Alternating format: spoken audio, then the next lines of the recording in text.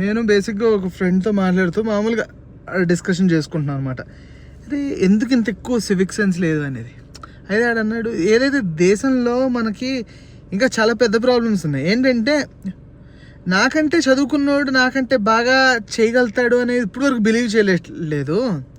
అంటే ఒక నాయకుడిని ఎన్నుకునేటప్పుడు నాకు ఎక్కువ చదువు ఉంది, నాకంటే ఎక్కువ చదువుకుని ఎక్కువ తెలివైనోడై ఉంటే ఇంకా బాగా తీసుకెళ్తాడనే నమ్మకం దేశానికి లేదు. సో ఎట్టి పరిస్థితుల్లో అలాంటి దేశాన్ని నువ్వు బాగు చేయలేవు.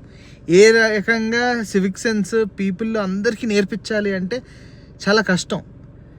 ప్రతి ఓటుకి డబ్బులు తీసుకోకుండా అనేది కూడా నేర్పించాలంటే ఇంకా ప్రజలు బాగుపడాలా, గవర్నమెంట్ బాగు చేయాలా అనేది, అంటే ప్రతిదీ గవర్నమెంట్ నేర్పించాలా, ప్రతిదీ వేరేవాడే నేర్పించాలా, మనకి కొంచెం కూడా ఇంకిత జ్ఞానం లేదా అనేది ఆడు క్వశ్చన్ చేశాడు.